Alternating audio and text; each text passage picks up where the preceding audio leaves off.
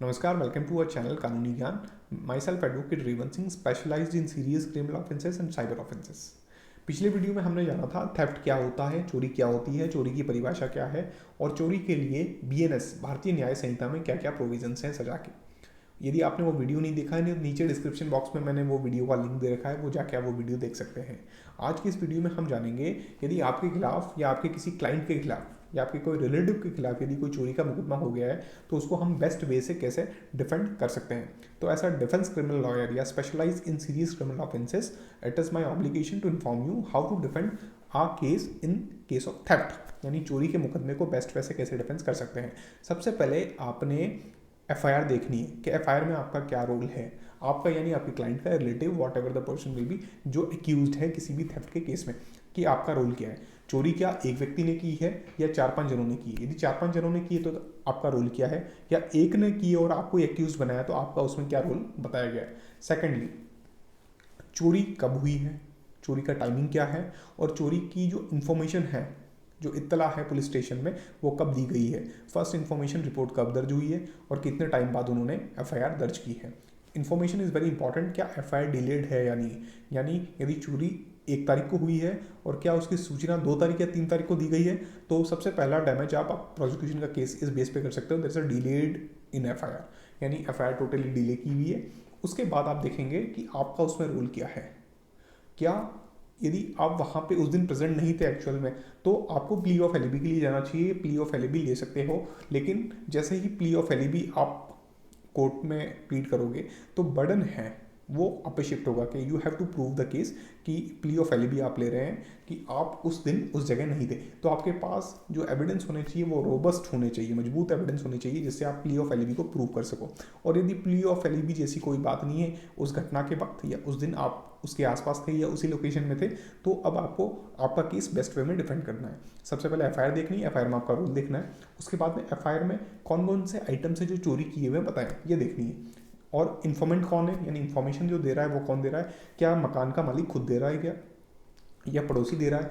पड़ोसी यदि एफआईआर में ये चीज़ कहता है कि मेरे पड़ोसी के घर में चोरी हुई और सो एंड सो चीज़ें वो चोरी हो गई, तो उसे ये कैसे पता लगा कि ये चीज़ें चोरी हो गई।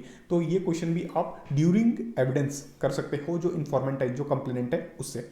उसके बाद में ऑनर से आप पूछेंगे कि आपने चोरी हुए सामान की सूची पुलिस स्टेशन को दी है या नहीं दी है, दी है तो कब दी है, कितने दिन बाद दी है, क्या आपने सोच समझ के मनगढ़ंत सूची तो नहीं दी है।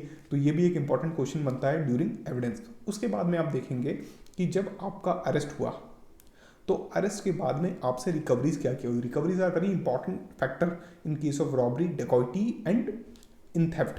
थेफ्ट में, स्नैचिंग में, ये एक्सटॉर्शन में ये बड़ी इंपॉर्टेंट चीज़ होती है कि क्या रिकवरीज आपसे हुई है और क्या अन्य मुलजिमों से हुई है। यदि आप एक ही मुलजिम है तो रिकवरी आपसे बताई गई है, यदि 3-4 मुलजिम है तो आपसे क्या रिकवरी बताई गई, ये बड़ा इंपॉर्टेंट है। रिकवरी कहाँ से हुई है, क्या सेक्शन 27 एविडेंस एक्ट के इत्तला पर रिकवरी हुई है, ये नहीं, ये इंपॉर्टेंट टॉपिक होता है, इंपॉर्टेंट मैटर है किसी भी थेफ्ट के केस में। यदि सेक्शन 27 की इत्तला पे पुलिस ने कोई चीज़ बरामद की है तो वो बरामदगी, रिकवरी कहाँ से हुई है, ये भी बड़ा इंपॉर्टेंट विषय है।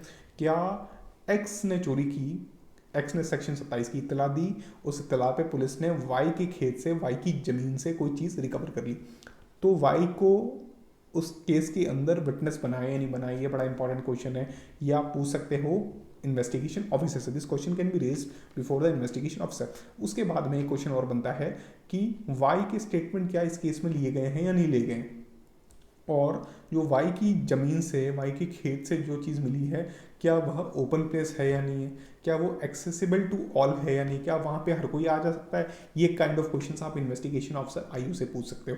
और फिर जब बरामदगी हुई है, रिकवरी हुई है वाई के खेत से, तो क्या वहाँ पे जब बरामदगी के जो विटनेस हैं, जो गवाह हैं, वो कोई 2 इंडिपेंडेंट विटनेस है या नहीं है। कानून में प्रावधान है there must be 2 independent witness at the time of seizure recovery, तो वहाँ पे 2 इंडिपेंडेंट विटनेस है या नहीं है। तो जनरली पुलिस खुद ही सीज करती है या खुद ही रिकवरी करती है और खुद ही अपने आदमियों को विटनेस उसमें बनाती है कि ये 2 विटनेस हमें जो मौतबीर थे, स्वतंत्र मौतबीर थे, वो नहीं मिले, तो इसलिए हमने पुलिस वालों को ही विटनेस बना लिया। तो ये क्वेश्चन आप पूछ सकते हो। उसके बाद में रिकवरी भी जो आइटम्स है वो, और जो लिस्ट ऑफ थेफ्ट आइटम्स हैं जो कंप्लेनेंट ने या ऑनर ने दी है क्या वो मैच कर रही है नहीं कर रही है, बड़ा इंपॉर्टेंट टॉपिक होता है किसी भी थेफ्ट के केस में। क्या वो अलग अलग चीज़ें हैं जैसी लिखवाई थी वैसे ही है या अलग अलग हैं, यदि सेम है तो ठीक है, यदि अलग अलग हैं तो ये क्वेश्चन भी आप रेज कर सकते हो बिफोर द इन्वेस्टिगेशन ऑफिसर। उसके बाद में क्या जो रिकवरेबल आइटम्स हैं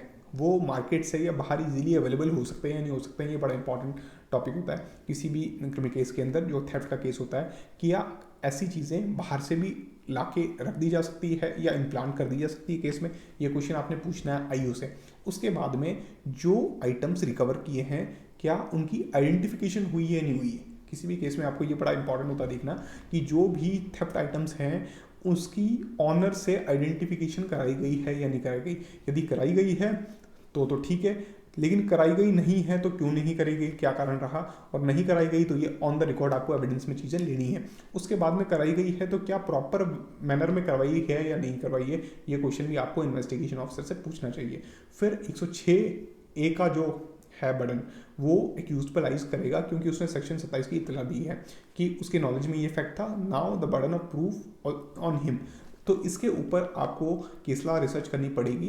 रीसेंट जजमेंट्स जैकम खान या फिर जो अदय पात्रा का वर्सेस वेस्ट ऑफ बंगाल 2013 का लैंडमार्क केस है जो कहता है if prosecution has proved their case beyond the reasonable doubt then the onus or the burden of the proof will be shifted on the accused. यदि प्रोसिक्यूशन अपने case को सफल हो गई है साबित करने में तब ही एक्यूज पे 106 का बर्डन आएगा, otherwise there are an number of judgement also जो 106 को डिफेंड करने में आपको आसानी मिलेगी।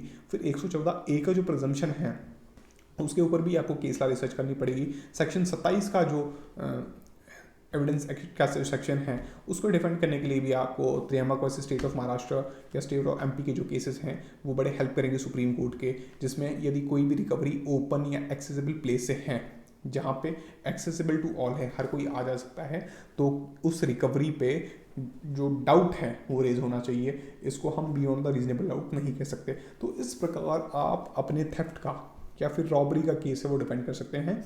और यदि आप कोई भी क्रिमिनल मैटर मुझसे डिस्कस करना चाहते हैं या साइबर मैटर डिस्कस करना चाहते हैं तो नीचे डिस्क्रिप्शन बॉक्स में मैंने अपना कॉन्टैक्ट नंबर दे रखा है, वहाँ कॉल करके after paying the consultation charges you can consult your case.